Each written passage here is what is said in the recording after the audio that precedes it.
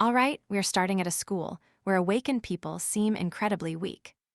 It is mostly because the world has become far too peaceful for them. Some slightly stronger students use their powers just to intimidate others for money. Our main character barely remembers this punk, but his ego is absolutely massive. The bully gets annoyed when Bei blocks his path and gives him a shove. Later on, the teacher tells him she has very high expectations for him. When he enters the awakening room to find his element, a surprise awaits. He has them all. Every element level up gives him a new class. Total infinite power, truly ridiculous. However, his starting points are all at 0, so he must choose carefully. As he leaves the room, other students complain that he took too long. Teacher Hang is excited, but he kills the mood with a total lie. He claims his class is a core warrior, which is known for failure. He expects her to mock him, but she has a very kind heart. She insists that his effort is far more important than any starting talent.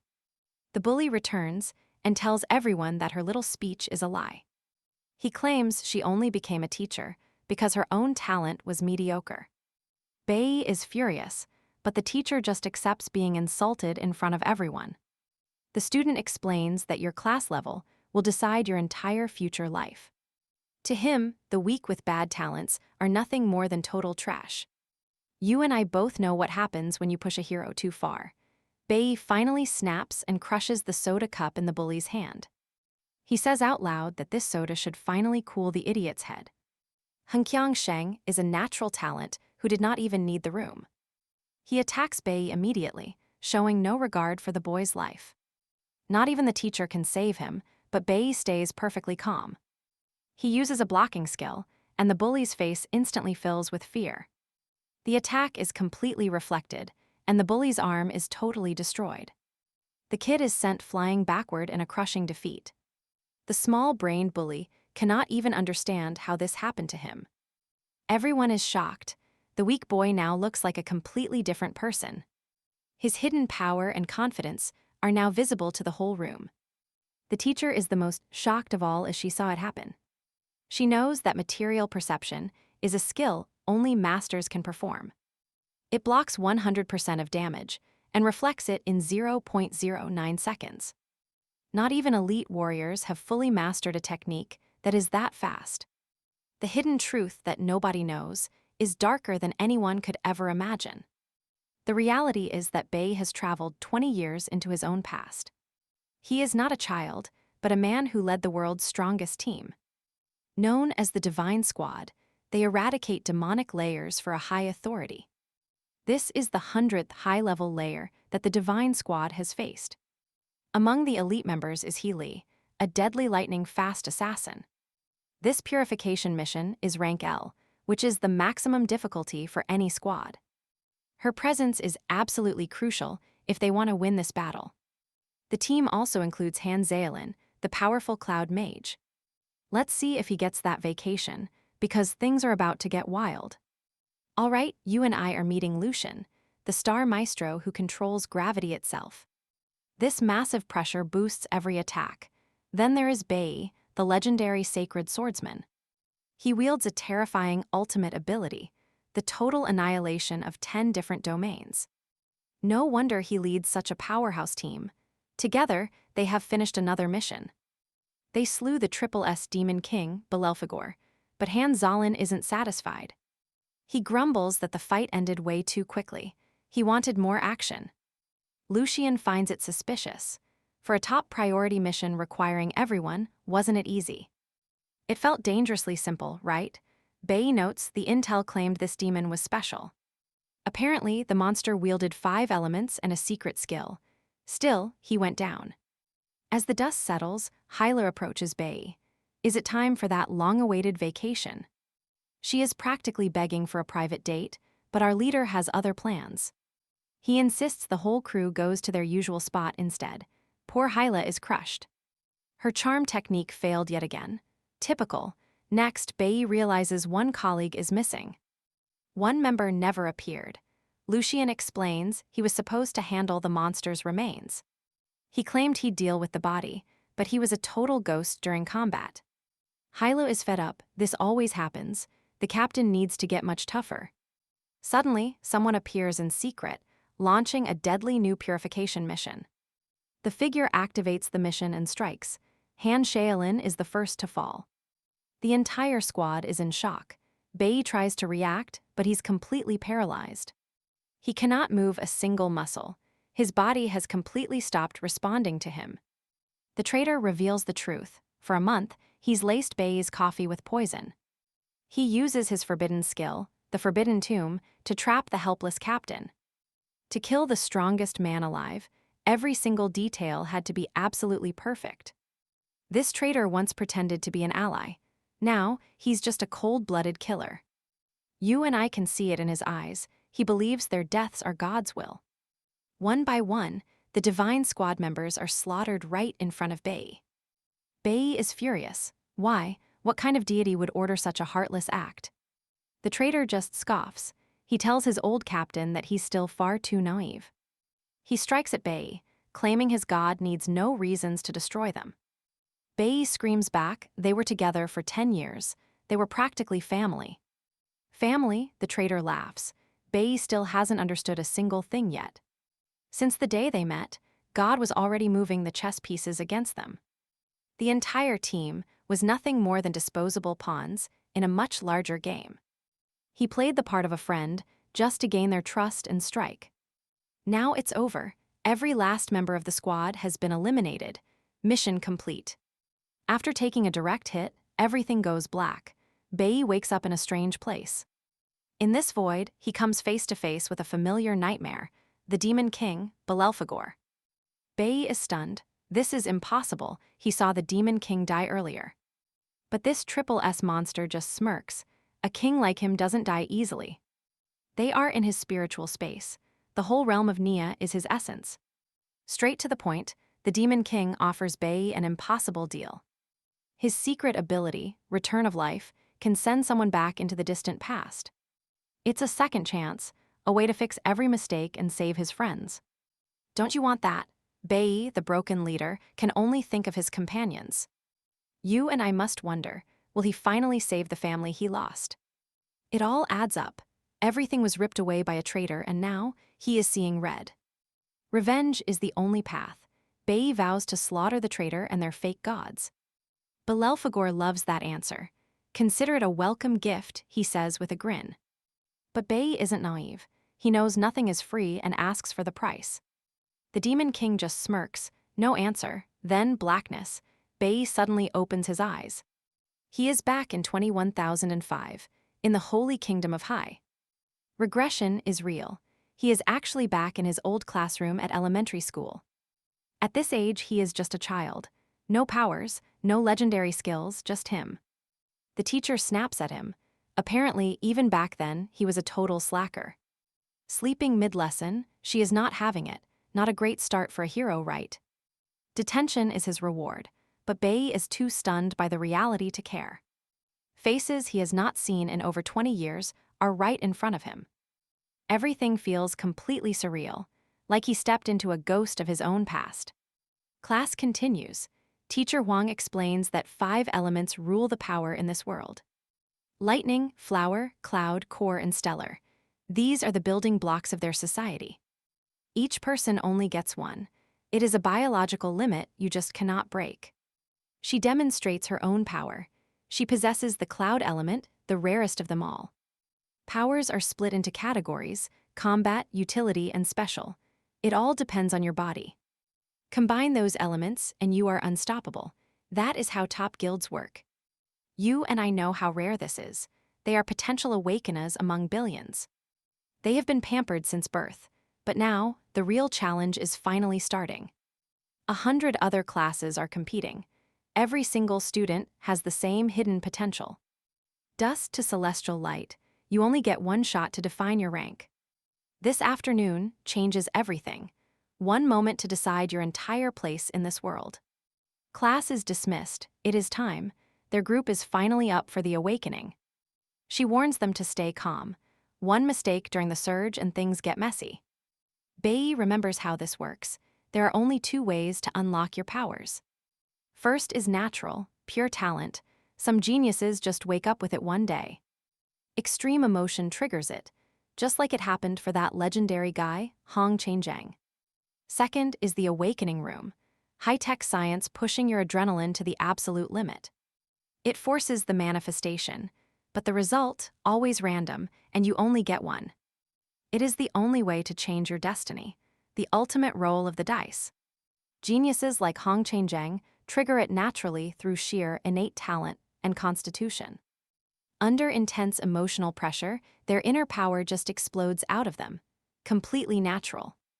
Then there is the awakening room, a miracle created by the world's greatest scientists. Inside, they push your adrenaline and your emotions to the absolute peak. This forced state triggers the awakening in candidates who cannot do it naturally. But here is the catch: you only get one single attempt at this. The result is totally random. It is your only shot to change your fate. It is the ultimate gamble. After the first few students finish, Bei steps up. It is finally Bei's turn. He stands before the choice that determines every future outcome. Any quality, any element, even the special classes most people only dream about. Then he remembers, that Demon King gift, it was the power of infinite awakening. The system confirms it. Every time he picks a profession, his stats will reset. He can keep evolving. Stick with me, this is where it gets wild. A careful choice made. With his decision final, Bei stepped out of the room. The bullies' insults stung, but seeing him disrespect their beautiful teacher, that sparked Bei's rage. After teacher Huang was insulted, Bei simply braced for the senior student's strike. Just by blocking the senior's charge, Bei somehow dealt massive damage back to that loudmouthed bully. Shocking everyone, Bei explained his choice. He actually picked the core warrior class on purpose. The reason? It came with a starter sword featuring some seriously impressive hidden attributes. The crowd was stunned. Why would anyone choose a class as basic as a core warrior? Simple, it provided a beginner weapon with stats that most people would completely overlook. Picking himself up, Hong Changshan barked that the kid just got lucky. He swore it wouldn't happen again. Unlike this brat, the bully possessed a truly powerful class that put him on a totally different level. He felt superior in every way. Meanwhile, teacher Huang watched closely, her mind racing with questions. She knew this wasn't just a fluke. After all, she saw exactly how her student moved. She witnessed it herself. Bei blocked that heavy blow at the perfect millisecond, right before impact. Then, he countered with surgical precision. Honestly, even a seasoned teacher like her would struggle with that. It was a master-level move. Plus, you have to remember, her student just awakened moments ago. A complete rookie shouldn't have those kinds of instincts. It just didn't make any sense at all. Someone with zero real battle experience shouldn't be pulling off miracles. She wondered what his secret was. How did Bei do it? Back in the ring, Hong Chang screamed that the boy would pay for his insolence. He was determined to teach Bei his place in the world, but Bei wasn't worried one bit. To Bei, others only thought this was a weak class because they lacked the specialized knowledge he held. Everyone else was in total shock, but they didn't know what he knew. They couldn't see the truth. See, Bei is a regressor from the future. He knows every single detail and attribute of every class. He understands the hidden potential of his chosen path better than anyone alive in this timeline. Other students whispered, wondering if they'd really fight. Using powers on school grounds was strictly forbidden. But Hong Chang didn't care about rules. He only acted this arrogant because of his family connections. He was the son of a high-ranking official and the school principal's nephew. Basically, he was untouchable. With that kind of backing, he could do whatever he wanted. Meanwhile, Bei was just a nobody. Most people figured Bei was doomed to be expelled. The teacher tried her best to calm everyone down. Sensing the tension, she stepped in to de-escalate, but the bully wasn't interested in playing nice. Hong Chang wasn't letting this go, not a chance. He wanted blood and he wanted it now. He shouted that even if Bei begged for mercy on his knees, the punishment was still coming. Bei ignored the threats. He was busy calculating the massive attribute differences between their various classes. It all came down to bonuses. A dust level class only gave a 100% bonus. That meant stats stayed at base value, but a Firefly quality class, that jumped to 150%. And if you hit Abyss quality, you're looking at a massive 200% boost. Upon awakening, an Abyss-level warrior is twice as strong as someone at the Dust level. That power gap is an absolute chasm. Most people consider it impossible to overcome. A nearby nerdy student watched, convinced that Bei was in over his head against the bully. Why would anyone challenge someone so clearly superior? It seemed like a suicide mission to the observers.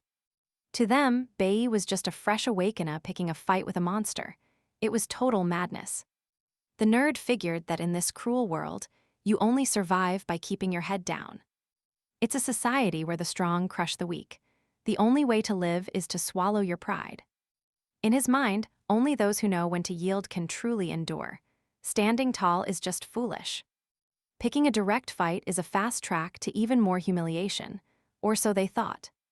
They expected Bei to break, but you and I know this regressor has a much bigger plan in mind. Watching this clash, we can see the teacher was certain Bei wouldn't survive. He blocked the first strike, but now the opponent was doubling the pressure. Sensing a guaranteed victory, Hong Chang shouted there was nowhere left to run. He thought the boy couldn't dodge, but Bei had no intention of moving away. He triggered a skill called Ghost Step. Suddenly, the opponent just passed through him. No contact at all. Hong Changjin even managed to slice himself by mistake. Still, the bully blamed our hero, yelling that trash like Bei couldn't win. Every student was stunned. Even the teacher couldn't explain what she just saw. Total confusion. But Kai Yin, watching nearby, noticed something truly incredible had happened. She saw Bei activate Warrior's Impulse the exact second the attack was launched. Then he used Ghost Step to phase through. It was perfectly timed execution. With one strike, he ended the fight. He stood there completely unharmed and calm. Kai Yin realized Bei had mastered his class. He was applying skills flawlessly. He was acting like a veteran, using every ability with total precision. Best of all, he followed every rule while his enemy literally injured himself. Bei realized this win gave him experience. Defeating more enemies meant more points. But he knew that to evolve further, he would need to clear dungeons. Still fuming, the bully refused to stop and tried to strike from behind. But someone arrived just in time. It was Hong Ling, the school principal. He was also the bully's uncle. He told him he'd been shamed enough. As principal, he dismissed the class. Everyone had awakened and needed some rest. Then he warned Bei, the school has strict rules he needs to follow. But Bei was distracted. Being back in time meant his friends were alive. On his original awakening day, something massive had happened in his past life. He was furious for forgetting it. That event was the most important thing.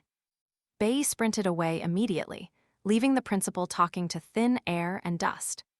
Hong Ling turned his anger on the teacher, demanding she control her students. Teacher Huang apologized. The principal let it slide this time, but with warnings.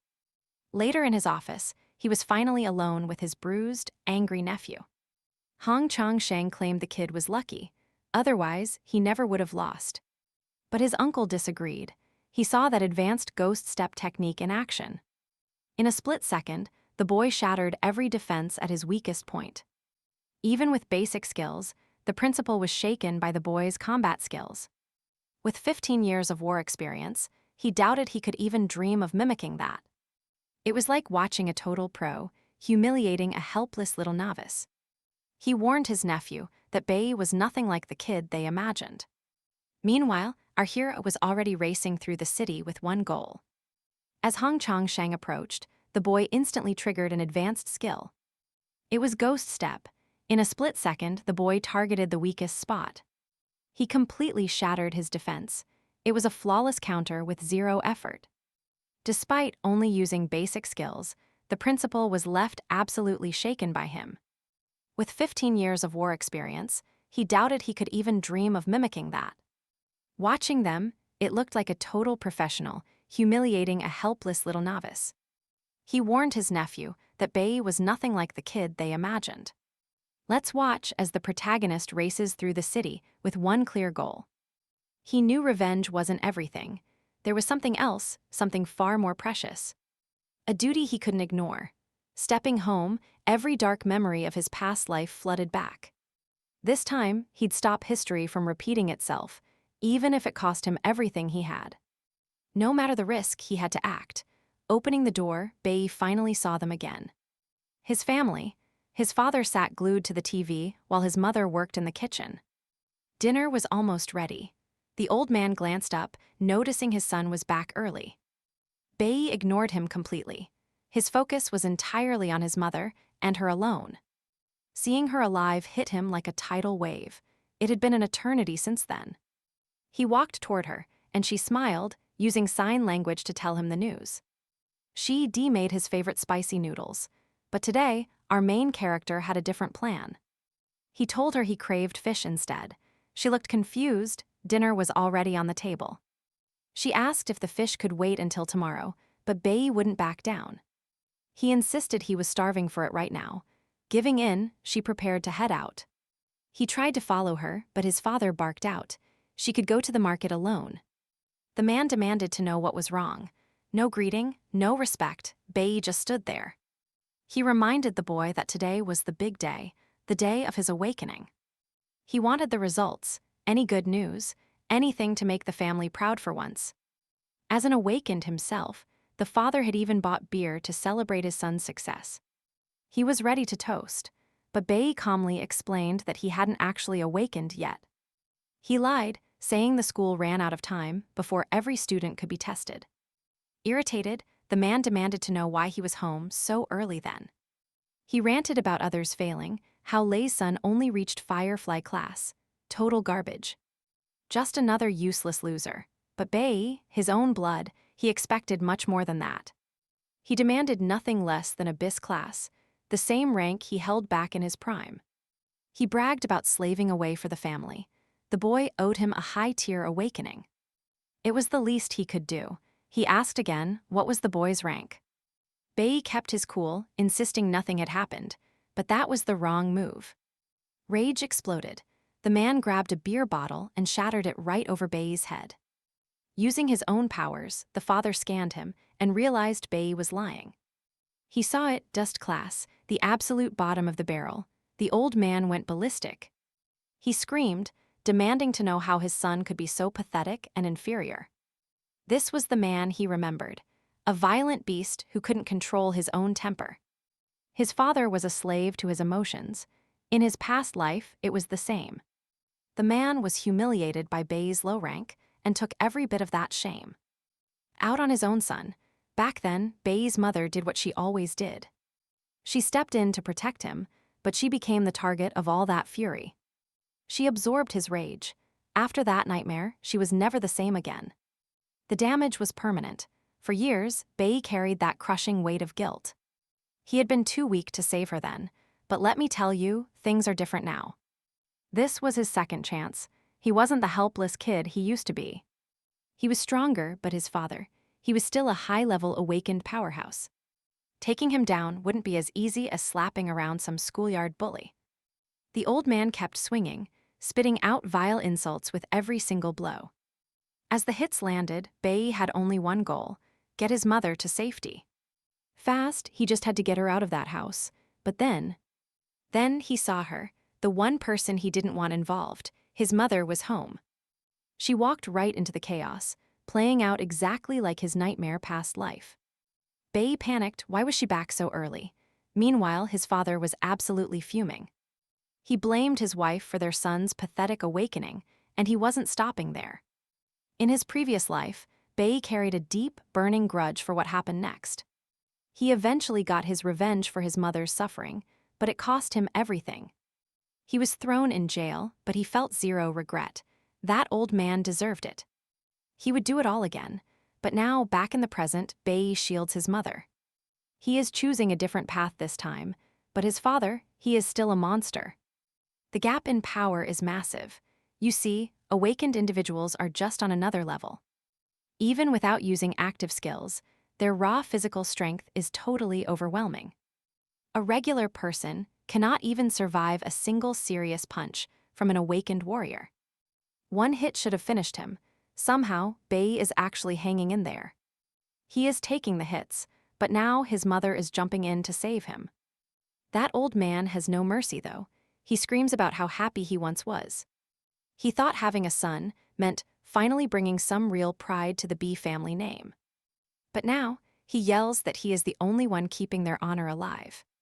Out of pure rage, he asks why his wife birthed such a useless loser. He actually swings a chair at her, but wait, he misses, and here is why. Bei finally unleashed his hidden ability to shield her. He is not playing around. He draws his blade and shoves his father back with one powerful, decisive strike. The old man freezes. He realizes the brat was lying about his power this whole time. He scoffs, saying the boy is finally acting like a man, but he is still weak. Then he lunges. With one brutal move, he snaps our main character's sword in half. He follows up with a heavy blow. Right then, Bei feels the true weight of power. He is completely outmatched. Every bone in his body is screaming in pure agony right now. His father growls that he hates being challenged. He will use force to keep control. But Bei stands his ground. He refuses to back down or even try to dodge. The old man admits the kid has guts, but brave or not, he is still weak. It is all for nothing, but Bei, he is making a silent, deadly vow. He will not let history repeat itself. He will endure every bit of this pain. Meanwhile, his father is just venting pure malice, screaming that he is the boss here. Right at the peak of his temper tantrum, there is a sudden knock at the door. He is beyond annoyed. He barks out, asking who the hell is interrupting his business. He rips the door open and freezes. Standing there, the vice captain of the inspection force. An investigator is right there with him.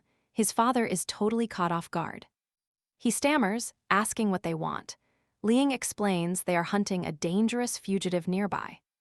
They are doing a door-to-door search until they find the criminal on the loose. The old man insists he hasn't seen anyone suspicious. He would have reported it, obviously.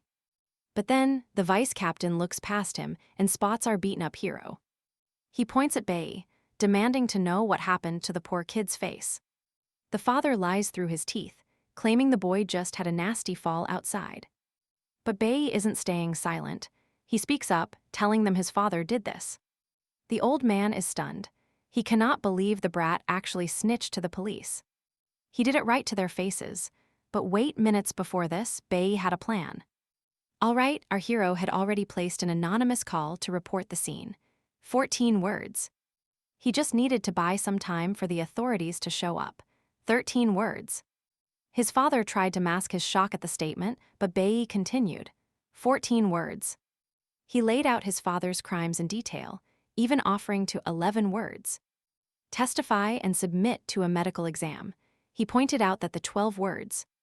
Law is extremely strict when it comes to awaken people who can't. 13 words. Control their powers.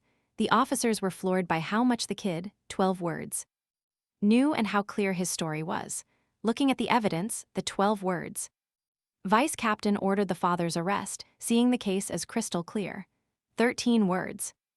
Absolutely livid, the father lunged at the boy, but the cops held him. 14 words. Tight, as they dragged him away, he screamed that he'd make them pay. 13 words. Then Bei's mother pulled him into a tight embrace. He felt 12 words. Relieved to have protected her this time, but he knew his father would. 14 words. Only be detained for 15 days max. He had to end this. 12 words.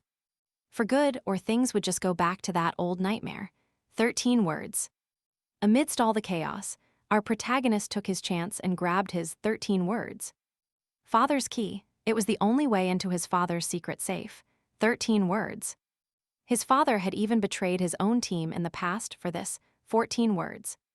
Vault. It was the secret to his power and his high-class rank. 14 words. In his previous life, Bei only learned this after his father died. 12 words. Everything had been kept hidden, but now, having that artifact, 11 words, would give him the ultimate edge. With a legendary dagger like 11 words. This he could rip through demonic layers and level up in no time. 14 words. The catch, all the good layers were locked down by the Divine Squad. 14 words. Who only allowed guild members inside. but there were still smaller layers, 13 words. Controlled by the school, he actually remembered a secret, hidden layer from his 14 words. First life, he knew he had to move fast to get stronger. 12 words. Right now, back at the station, the police were frustrated that 11 words. Their lead on the criminal known as Snow was a total bust. Still, the 15 words. Captain warned them to stay sharp. If Snow was actually out there somewhere, 13 words. During the squad's anniversary, it would be a massive scandal. Just then, 12 words. Bei's father tried to talk the officers into letting him go. 11 words. He claimed that if he was freed, he could call in a favor from 15 words. A friend at the region's best maternity clinic, since the captain's wife was 14 words. Expecting, but Captain Ling wasn't having it. He wasn't that easy to bribe. 14 words.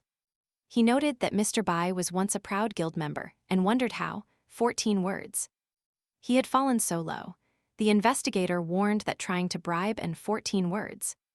Officer would only make things much worse for him. When he heard that, 14 words.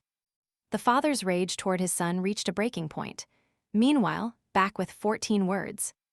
Our protagonist, he was stepping into a lair. He knew guilds usually 12 words.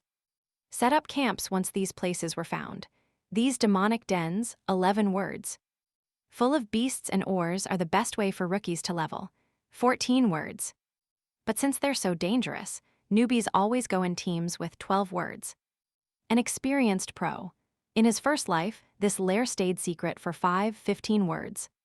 Years only found after an incident when the monsters finally overflowed.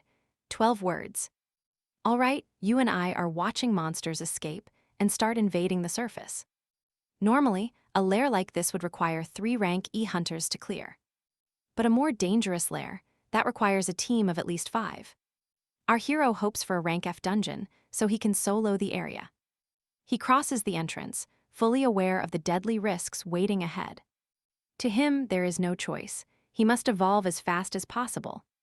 The biggest danger isn't this frozen hell, it's actually waiting at home. Stepping inside, he realizes this place is a total frozen wasteland. This means only cloud-type demons could possibly survive this deep frost.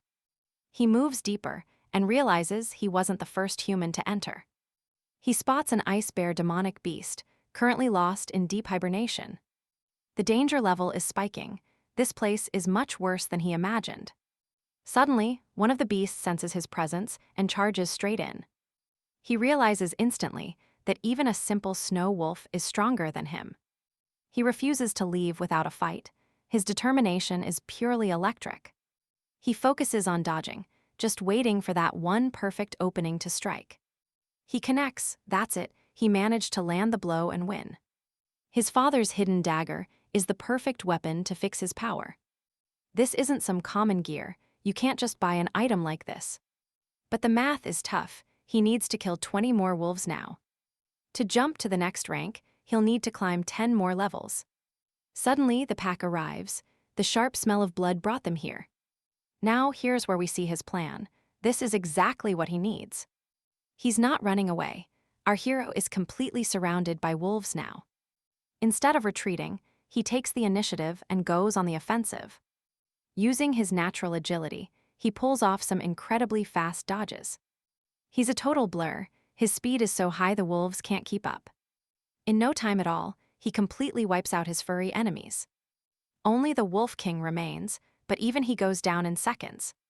With that final kill, he levels up and hits rank D immediately. But man, he's drained. His stamina just isn't what it used to be. He realizes a dimensional backpack would be a total game changer. Without it, he's forced to leave so many valuable items behind. Most dungeons are locked down by guilds, making solo leveling nearly impossible. For most hunters, joining a squad is the only way to grow. Schools for the awakened are run by guilds as a brutal selection. Every student there dreams of being chosen for a top-tier squad. But getting kicked out, that means your growth hits a dead end. Just look at his father, stuck at rank C ever since his expulsion. Bei realizes the cold is intensifying, and his energy levels are dropping fast. He decides then to speed up the process before his energy fades. He lures the wolves out of the cave, ready to use the environment. He starts knocking down nearby trees, using them to his tactical advantage. But that loud maneuver accidentally draws the attention of something much larger. And just like that, everything changes. A group of cloud serpents appears. They manage to surround him, but a massive explosion rips through them. Our hero knows this commotion is bound to wake the boss. Right on cue, the giant hibernating bear stirs and lunges out. The beast is absolutely livid, tearing apart every monster in sight. Total carnage, the bear is shredding through its own dungeon allies. Bei spots his chance, racking up points by exploiting every opening. He realizes these beasts have raw power, but zero tactical brains. The bear is basically doing the heavy lifting by drawing heat. Bei just hangs back, stepping in only for the final blows.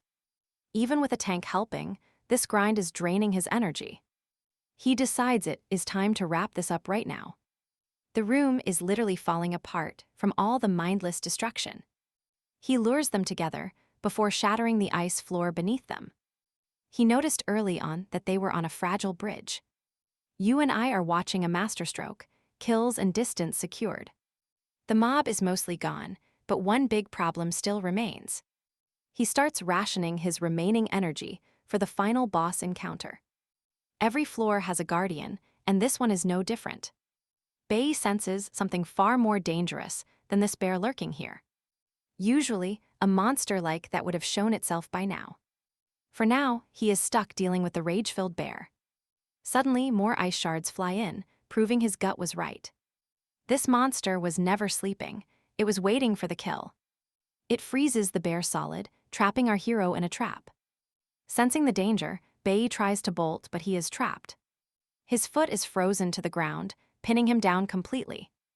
With the bridge shattered behind him, there is nowhere to run. He walked right into a perfect trap set by an expert. Even in this low-level lair, the boss is incredibly intelligent.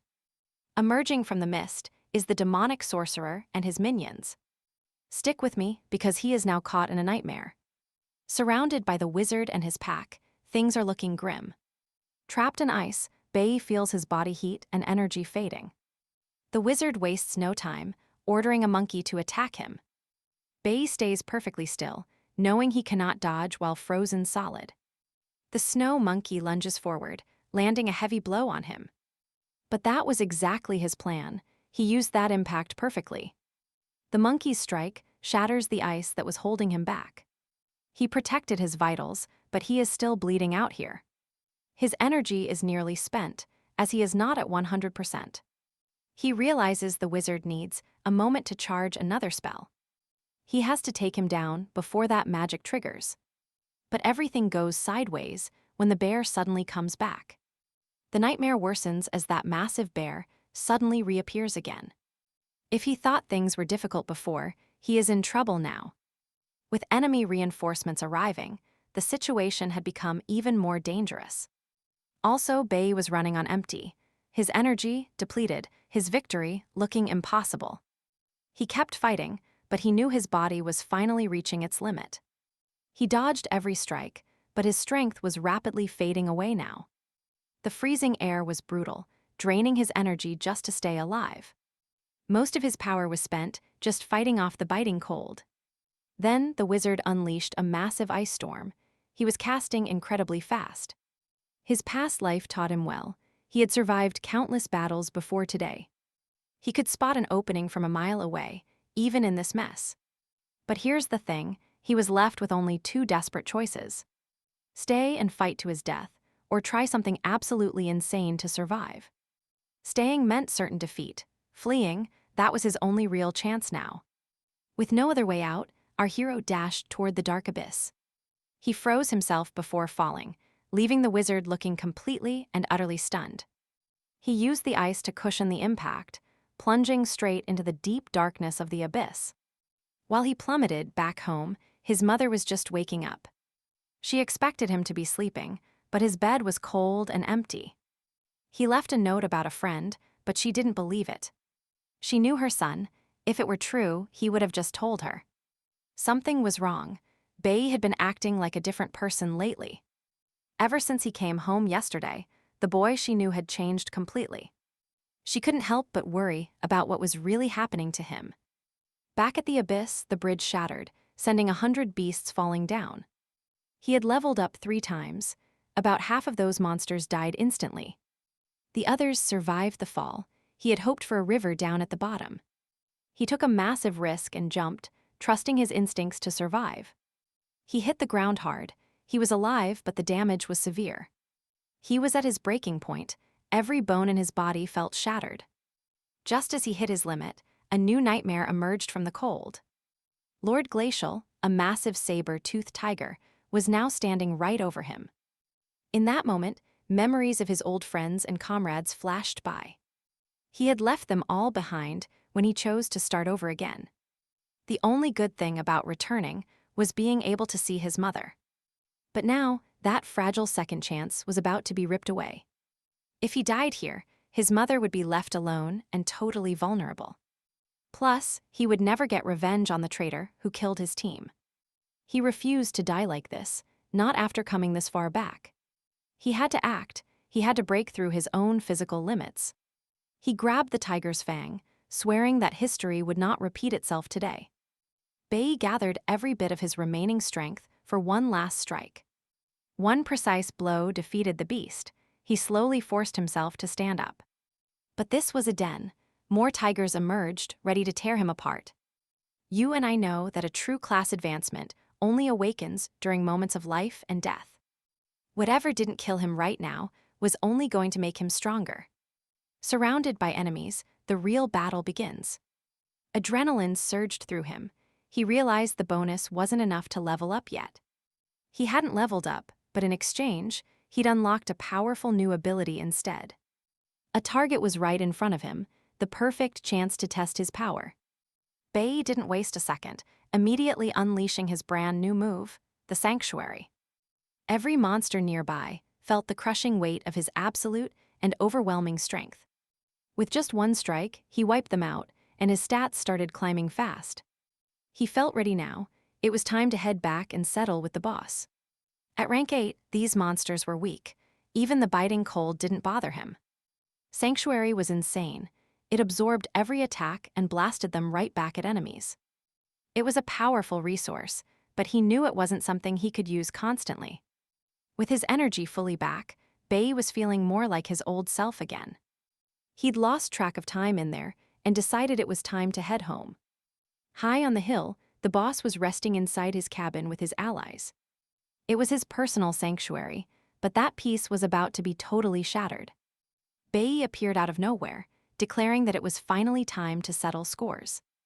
Back at home, his mother was frantic, not knowing where her son could have gone.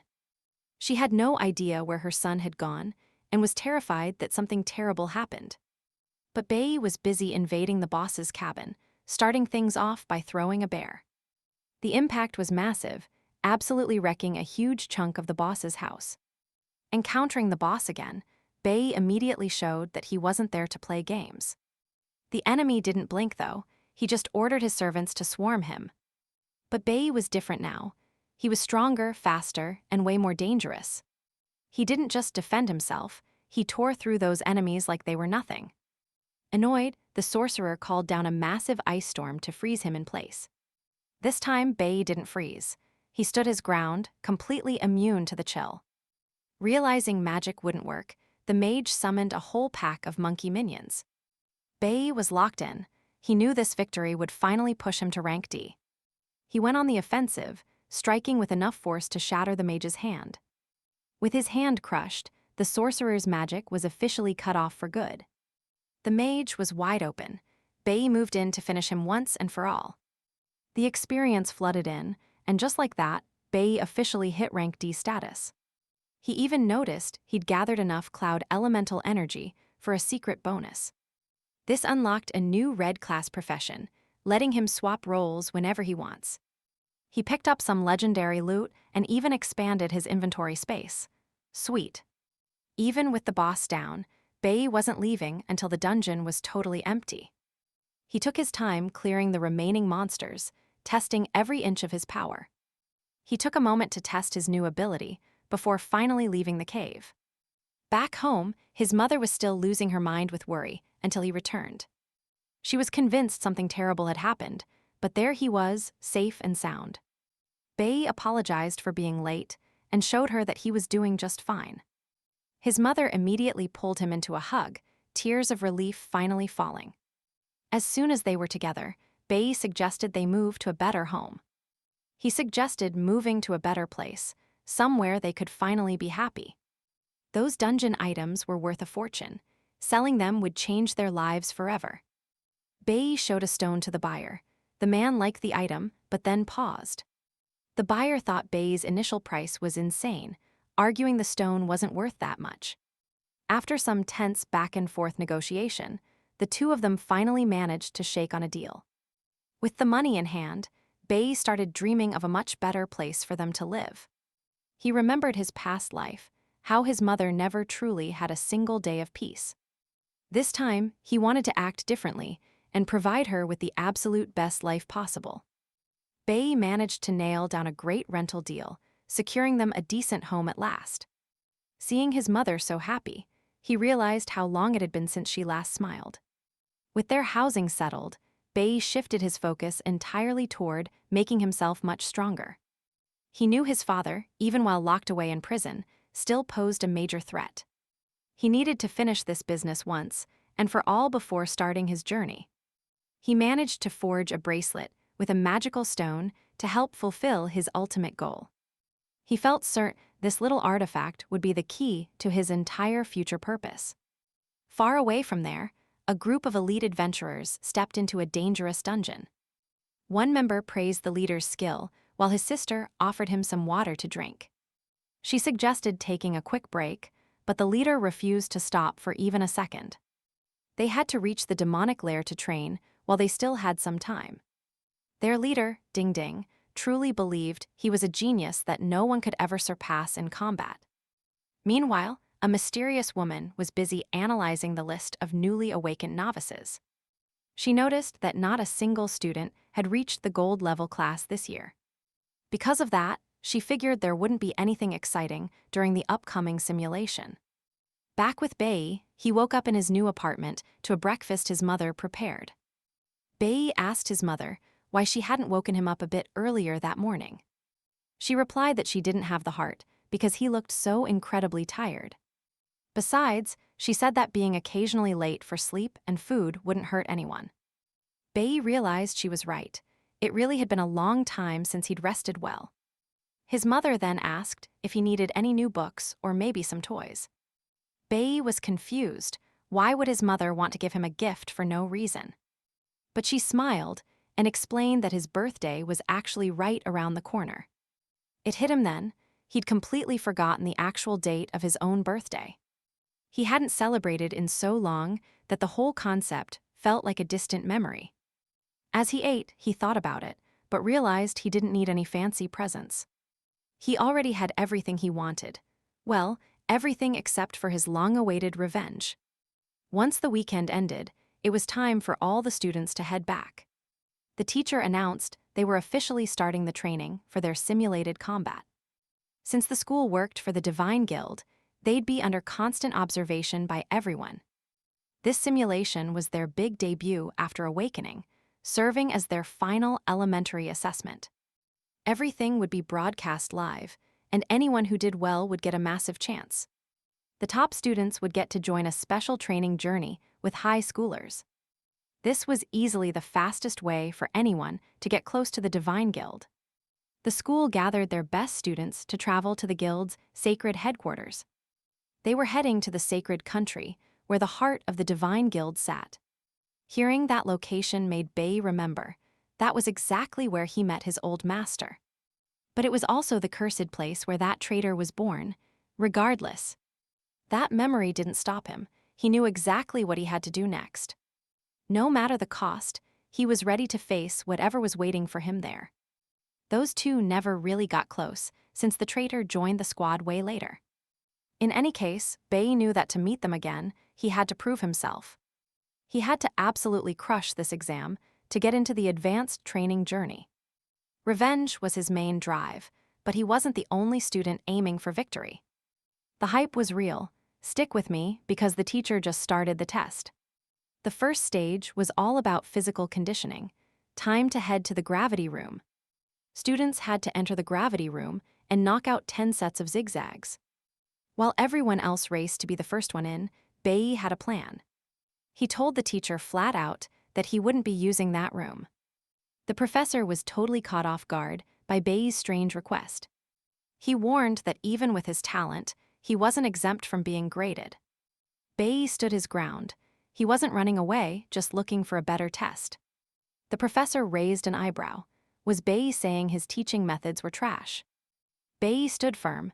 Physical training is fine, but it's only for certain classes. Mages and sorcerers would get way more out of an elemental room. Every class needs specific attention to really master their craft. Mages would benefit much more from an elemental room since they have different needs. Kai Yin froze. This was the exact method used by the Divine Squad. She only knew this through her father since the info was super new. How could a regular classmate, like Bei, have access to that kind of intel? To everyone's shock, the professor wasn't even mad at Bei's boldness. Let's see why. In fact, he found the young man's suggestion to be pretty interesting. Still, adapting training for one person is tough with so many students. For any teacher, deciding whether to lead or let a student fly is hard. Bei thought back to his past life and the incredible masters he once had. Without their guidance, he'd never have climbed the ranks. He trusted them. Now, he was asking this professor to put that same trust in him today. The professor gave in, but he wanted to know exactly what Bei's plan was. Bei's answer: set the elemental room's pressure to the absolute maximum level. He couldn't reveal his secret, so he claimed he just wanted to fix his weaknesses. Right then, his classmate Kai Yin spoke up. She wanted in on that room too. She asked to train together, but Bei shut her down, cold as ice. Rejected, Kai Yin didn't pout. She'd use this as fuel to prove her worth. As they headed off, their nerdy classmate realized he'd have to work 10 times harder. The nerd watched them go, knowing he'd have to work 10 times harder to catch up. Back to Bei. He was finally alone, ready to train away from any curious eyes. This was his chance to gain new skills without anyone else finding out. Everything in this school is monitored, but this room offered him the perfect cover. Now he could grab skills from other classes without raising any suspicion. To catch their level, back to Bei, he was finally alone in the room. He was determined to use this space to gain skills away from prying eyes. Since everything here is monitored, this room offered him the perfect cover. Now he could grab skills from other classes without raising any suspicion. Exposing himself now would put a giant target right on his back. As for the other students, he decided it was better to just stay away. All right, class is out and Bei tries to slip away, but his classmates catch up. In his past life, these three were best friends, just a few school outcasts. They always stuck together, but now, he's got no room for old sentimental memories. His heart is set on revenge. He thinks making friends will only slow him down. His nerdy classmate notices the change. Ever since that awakening exam, Bei seems different. He doesn't want to hang out anymore. He's cold, distant, and focused on something else. Suddenly, Bei leans in and gives him some weird advice. Get your lungs checked immediately. He hops on his bike and rides off, leaving his two classmates standing there confused. Bei remembers the past life vividly. This friend died way too young from lung disease. Back then, it was found too late. This time, he's making sure it's caught early. Despite the cold attitude, the nerd feels like there's still a good heart in there. Now the scene shifts to the sacred sanctuary, specifically to the novice training grounds. A veteran mentions the rumors. A new recruit from the Divine Squad is absolutely crushing it. He looks at the recruit. Is it true? Did you really break every single record? This guy is actually Bei's mortal enemy. He just smiles, acting all humble and polite. He claims Lord Dingyang is just being nice. He's only here to introduce himself officially. Bei heads home. He tells his mother to stay safe inside during the dark nights. From now on, he'll handle the grocery shopping. He doesn't want her worrying about anything. He needs to get her to a safe, stable home as fast as possible. He knows exactly what is about to happen. He has to stay one step ahead. Meanwhile, in the prison, Bei's father is plotting. He's working with the canteen leader. A bribe changes everything. Now, they're negotiating a secret way to escape from this prison. Next day at school, Bei is showing off in mage class, bending elements like a master. He's escaping. Now, you and I are heading back to school the next day. His friends try to chat, but he keeps ignoring them. He has zero time for distractions. He tells them to stop wasting time. Go train, get stronger, don't worry about me. To them, it sounds like encouragement. They're actually starting to feel pretty motivated now. The nerdy friend actually listens. He heads straight to the school nurse for a checkup. The doctor finds it immediately. Lung disease. He needs to schedule surgery as soon as possible. The nerd is shocked. How did Bei know? He hadn't even felt sick at all. Without that tip, he never would have found it. He's alive thanks to Bei's warning. Later, the nerd overhears a shady conversation. Students are whispering in the school halls. They say Changjin cheated his way to rank 4. He's taking the top spot unfairly. Apparently, he has a private dungeon for leveling up. Must be nice to be rich. They also talk about the kid who offended Changshan. That's a death sentence around here. Changshan is planning revenge. He's setting up a nasty ambush for the new kid. A spoiled brat like him won't let an insult go. He's looking for serious payback. He's armed and ready. He's waiting until they're outside school to avoid any punishment. The nerd hears everything and runs to find Bei. He knows the danger is real. Outside campus, nobody can save him. It's the perfect place for a dirty revenge plot. He's terrified for his friend. Even if Bei is strong, a surprise attack could be fatal. He might be taken down by that spoiled brat before he even has a chance to react. Every second counts. If he doesn't reach Bei in time, it's game over for him. The ambush is set, the weapons are ready, the trap is about to spring shut. A surprise attack could end him before he can even react. All right, you and I are watching the quiet kid finally snap. He breaks into the school armory, desperate for a magical edge. Anything to protect his friend, even if it means paying a price. But his little heist gets crashed pretty fast. Chien is right there, demanding to know why he is stealing weapons. The nerd just wants to save Bei, noble but super reckless. Chien is totally lost. Meanwhile, our hero Bei is riding home. Sensing a tail, he pedals right into a dark, quiet alleyway. He calls out Honkyang Shang, no more hiding in the shadows. The bully finally shows his face, ready for a major rematch. It is time to settle last week's score once and for all. Bei just smirks. Does this guy really think things will change? The bully charges in. He is convinced his training will crush Bei. But talk is cheap. The attack comes in fast and heavy. Bei blocks it effortlessly. Seriously, he didn't even move an inch. The bully is stunned. Losing again, to this guy, it is impossible. Bei hits him with the truth. He is not the only one grinding. There was something hidden in their first fight, a total power gap. And right now, it is hitting the bully like a ton of bricks. Bei is on a whole different level. The guy cannot even catch up. Wait for it, here is the moment everything clicks for him. He had been training like a maniac outside of school hours. Giving it his all, yet he barely saw any real progress. He cannot wrap his head around it. How did Bei do it? Without any resources, Bei still left him in the dust. Bei scoffs. This spoiled kid does not know what real effort is. He asks if the bully has ever actually faced death, chilling. The bully is terrified now. Is Bei really going to finish him? Bei is not that cold. He does not hate the guy, just the stalking. He mocks the solo ambush. Honestly, a little backup might have helped. Annoyed, the bully vows he will not give up that easily. If Bei does not end him now, they will be meeting again soon. This rivalry is not over yet, not by a long shot. Suddenly, the rest of the class arrives on the scene. They see the bully defeated. Then, Bei makes a weird offer. He promises to show him a path to true power and speed. But there is a catch. The bully has to offer something back. Later at school, the teacher wraps up the long training week. It is time for the combat simulation to finally get underway. But first, the teacher has a super serious warning. This is not just a game, they are heading into a real demon lair. Barriers keep the worst stuff out, but it is still incredibly dangerous. Every student needs to be on high alert for monsters. Thankfully, seniors will be there to watch over the new kids. Let us see if they survive. Stick with me for more. To keep everyone safe, teams of 4 or 5 students must be led by a veteran.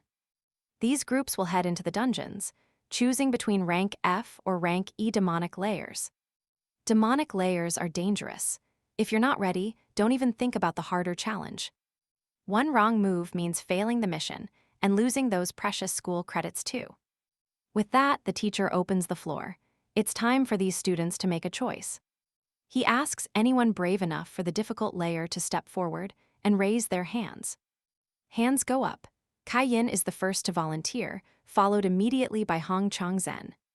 Out of 180 students, the teacher reveals that only a tiny handful are game. Just 8 students accepted the rank E challenge. The rest are all sticking to rank F.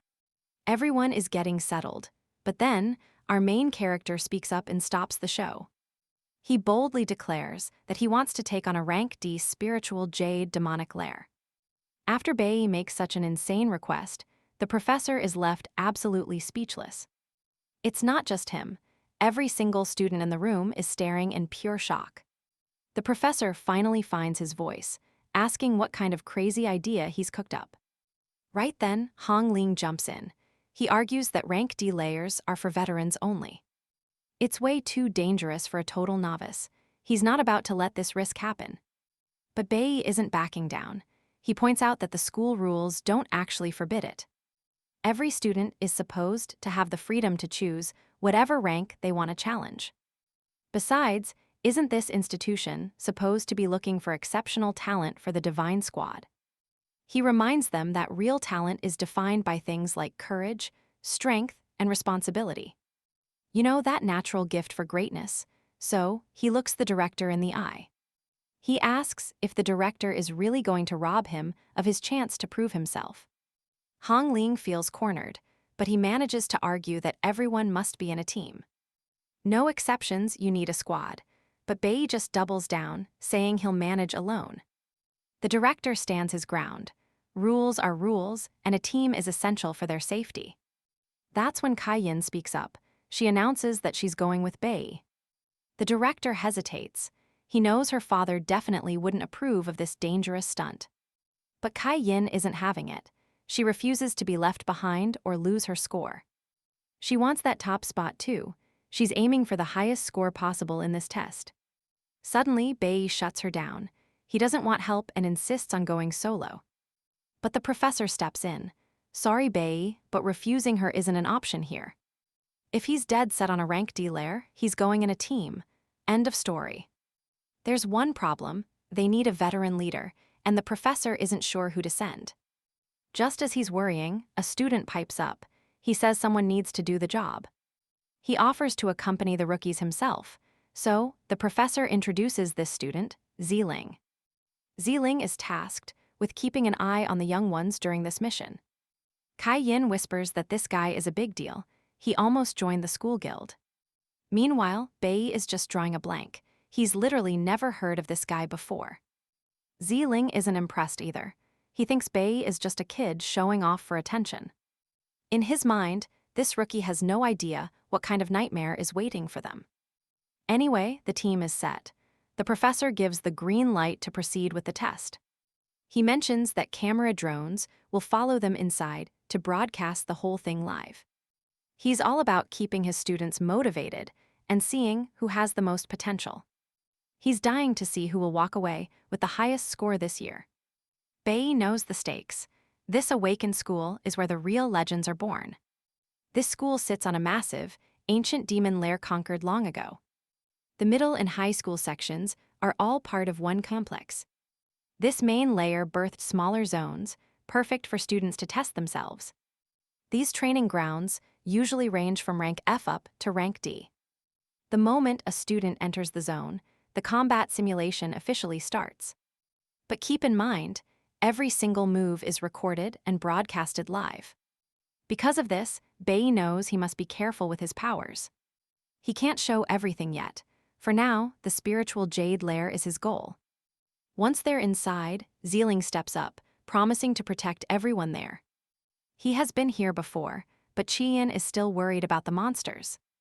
Zealing admits they are tough, but he lets them in on a secret. The school actually sealed off the deadliest beasts to keep things safe. A dangerous boss appearing is actually pretty unlikely here. Still, he warns Kai not to underestimate the monsters that are left. Even with the big ones sealed, the remaining beasts are still powerful. As a veteran, Zealing feels it is his duty to shield the rookies. He's determined to help them rack up those essential student credits. But then, Zealing spots our hero, just charging ahead without waiting. He shouts that going solo-like, that will only lure in the monsters. Bei isn't listening though. He is completely fed up with all the talking. He doesn't need help and tells Zealing to stay out of his way. Zealing is stunned by the audacity. This freshman has some serious nerve. Now, you and I know that every single moment is being watched. Everyone at the school, from students to teachers, is following the broadcast.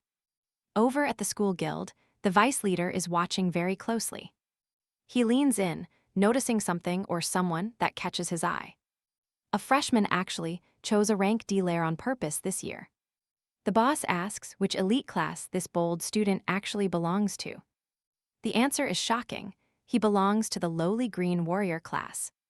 It's considered the most useless class, yet his confidence is just insane. Meanwhile, in a different zone, one poor student is absolutely terrified.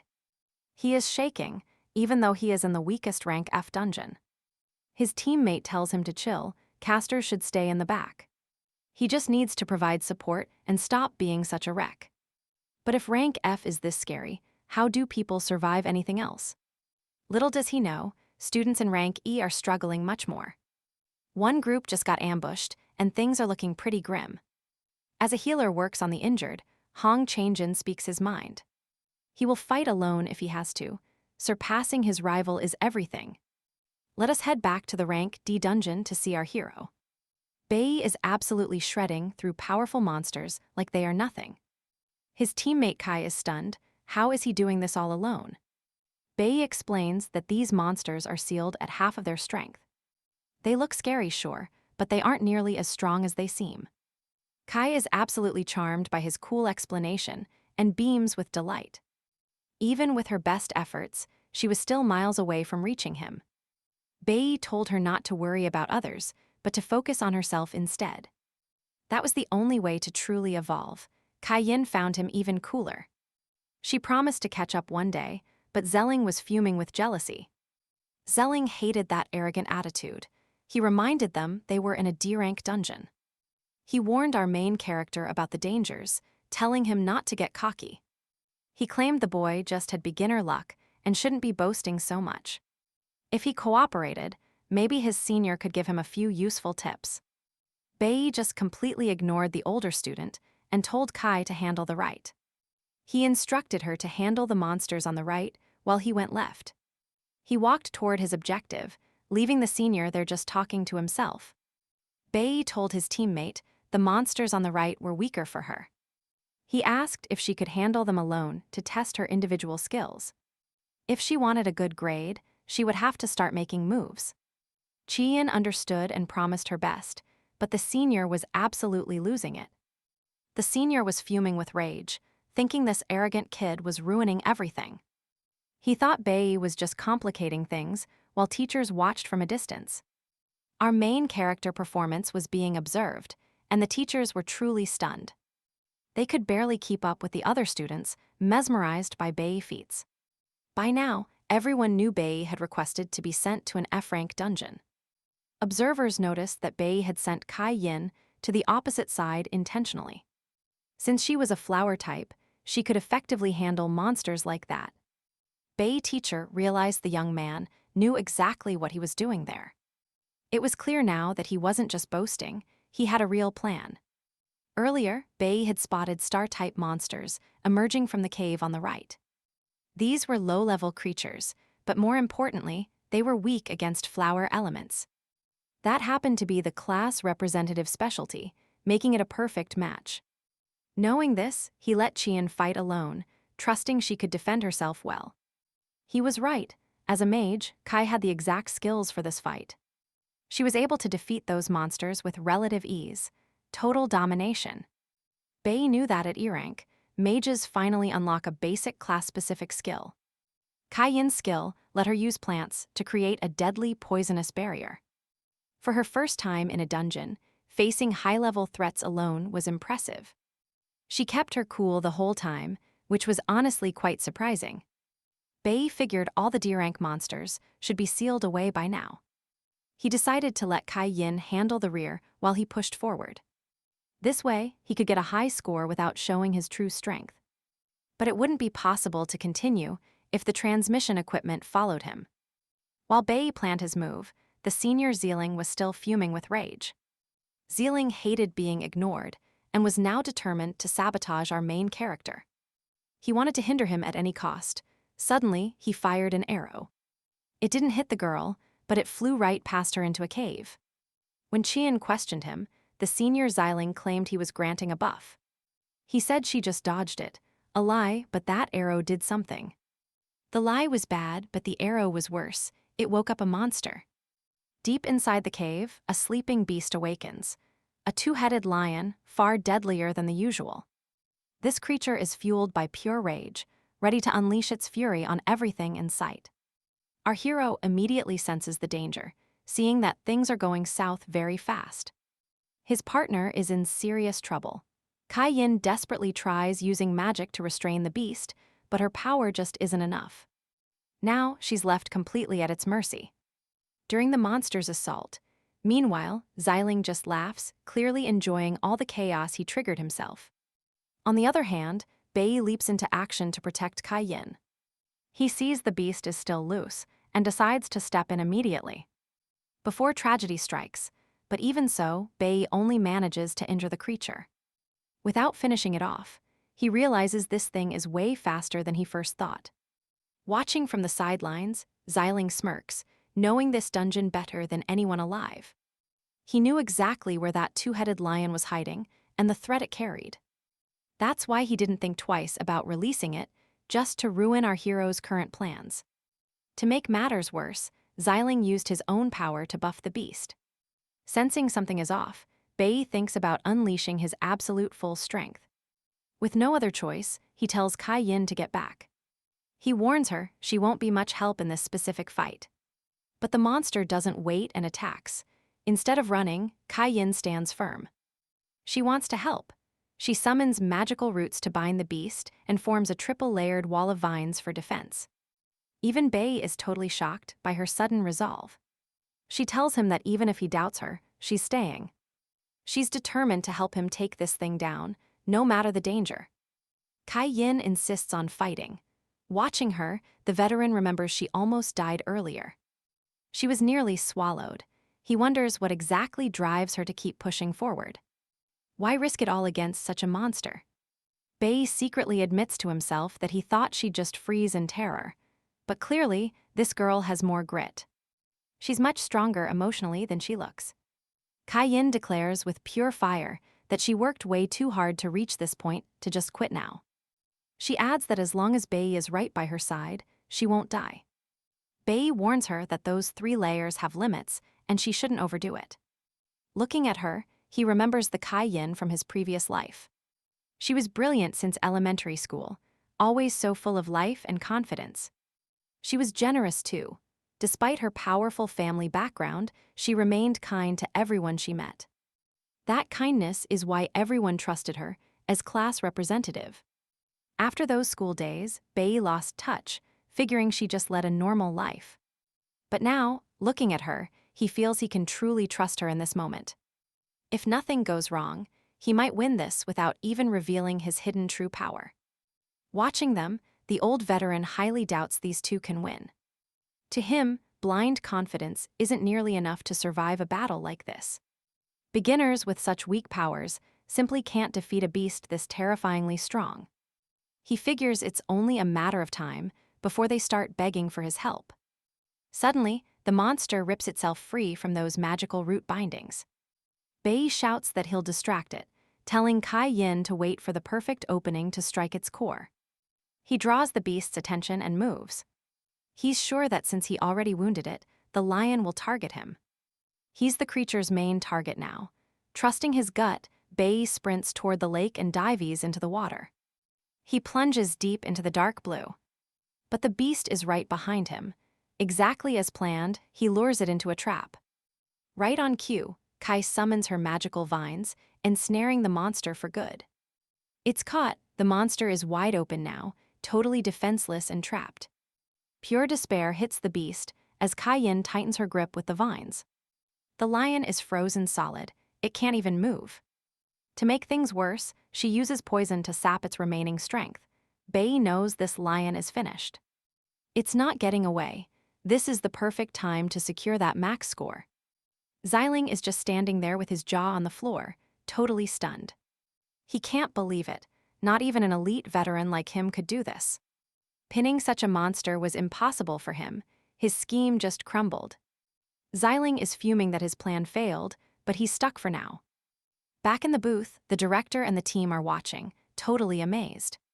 The professor is busy praising Bei's insane reaction speed. His leadership is undeniable. For the staff, the top rank is already decided.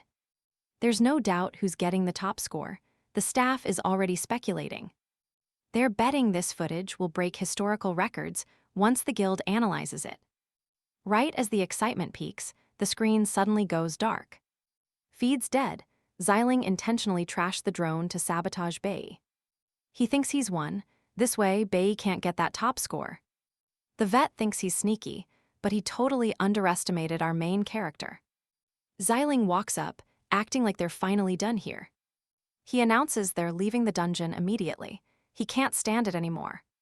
And Bei isn't having it. He calls out the veteran for his lies. He knows Xiling woke that beast on purpose to cause some chaos. Xiling plays it off, claiming he was just trying to help the girl. Bei isn't buying it. For a veteran archer, that's a pathetic excuse.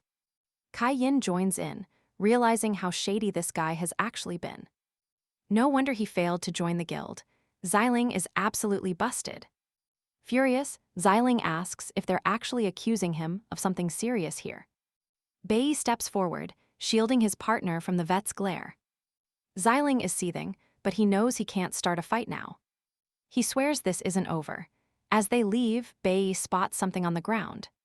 The broken drone is right there. Kai Yin finally sees the truth. That vet was trying to sabotage them from the start. What a jerk. But Bei isn't mad. To him, this sabotage is a massive opportunity. With the cameras dead, he can finally do what he actually came for. Kai Yin is confused, but he leads her back toward the portal. He tells her to keep this a secret between the two of them. It's a secret, though he knows nobody would believe her story anyway. She's totally lost, but remember Bei's deal with Hong Changjin. He'd asked for a specific item, the mysterious demonic stone itself. It's the key to breaking the seals his uncle is protecting. With the stone in hand, everything is ready. The real plan begins. Time to break the seal. Kai Yin is terrified, thinking this is a massive mistake. It is a rank D dungeon, and opening it means every monster pours out at once. Bei knows exactly what he is doing. Actually, he is counting on the chaos. He calms her down, claiming the creatures will be weakened after the seal breaks. Even then, Qian is still convinced they are walking straight into a death trap. 2 people against a whole horde. In her mind, the math just does not add up. But Bei has a different plan. He's going to handle this entire mess alone. Suddenly, Kai Yin freezes. She notices something absolutely impossible about her mysterious friend. He just swapped to a mage class. How is he even doing that mid-dungeon? Our hero tells Kai to wait outside while he handles all the heavy lifting. The barrier drops, monsters flood in. He stands his ground, ready to fight. Qian watches, heart pounding with worry, but he remains perfectly calm. He unleashes a mage ability, freezing every single enemy in their tracks instantly. The monsters are stuck. Kai is absolutely stunned. She struggled with just one lion, but he is handling a whole crowd. Seeing him shut down a whole mob so effortlessly leaves her in total shock. Bae explains that these beasts were pent up and ready to explode anyway. He needs a bit more breathing room to finish this, so he tells her to back up. Chien retreats quickly, giving him the stage. It is about to get even wilder. A new wave hits, flame leopards. These things look way meaner than the last bunch. Even at rank D, their strength is halved because of the long sealing time. He goes for the freeze again. Why work hard when you can work smart, right? But another enemy is charging. He sees it coming from a mile away. Instant swap. He drops the mage class and goes full warrior for close combat. Time to get physical. He expects them to try a sneaky sneak attack here. Too bad for them, these monsters are nowhere near as clever as our hero. Just like that, he is a mage again. He catches the leopard completely off guard. A frozen leopard. Chien can barely breathe seeing him switch classes so flawlessly. The sheer speed of his transitions is insane. Everything finally starts making sense now. So that is why he wanted total privacy in that elemental training room. Mage classes are all about channeling raw energy and manipulating the natural elements. It makes perfect sense that he would spend hours grinding and practicing in there. Kai Yin used to think it was just about having more mana and casting faster. She thought quantity was key, but watching Bae changes her whole perspective. Control is everything. Watching him fight, she realizes the true secret to power. Nature's energy is wild and dangerous. Mastering it takes more than just raw strength. Total mastery allows for these incredible, varied movements she is seeing now. He takes simple abilities and turns them into something absolutely breathtaking and effective. It is impressive, but more than that, she sees the massive gap between them. He has achieved total mastery. Chien finally has to admit the hard truth here. He has surpassed everyone. Instead of feeling bitter, she is just in awe. She is completely mesmerized. But suddenly, a terrifying new monster erupts from the darkness. A level 15 infernal mammoth appears. Surprisingly, our hero does not flinch. He actually expected this. He settles into his stance, ready for a real challenge. He swaps back to warrior class. This is exactly the kind of test he wanted. Bae doesn't hesitate. He goes straight for the mammoth, landing a heavy blow on its head. He realizes the beast's long slumber made it weaker and more fragile than he expected. That explains why his first strike landed so easily. Honestly, though, we know a massive beast like this won't go down with just one hit. Not even close. So, our hero keeps up the pressure, relentless until the giant finally falls. In the chaos of the fight, he triggers a special skill. It's called Sanctuary. And with this active, his attacks hit like a truck. The mammoth and the surrounding mobs are completely wiped out by our lead. Victory secured, and the rewards start rolling in. But forget the gold. What actually matters is a specific drop. The mammoth left behind something rare, the king's reply stone. And get this, there's two parts that aren't quite right, so after that, when everything is ready, inserting the right images and syncing the audio together, then we proceed to export the video for publishing. So this is the process that I create a complete video. Therefore, I really hope that the YouTube support team reconsiders their decision. Check if there are any mistakes anywhere to help us return to the program earning money from YouTube. I sincerely thank you.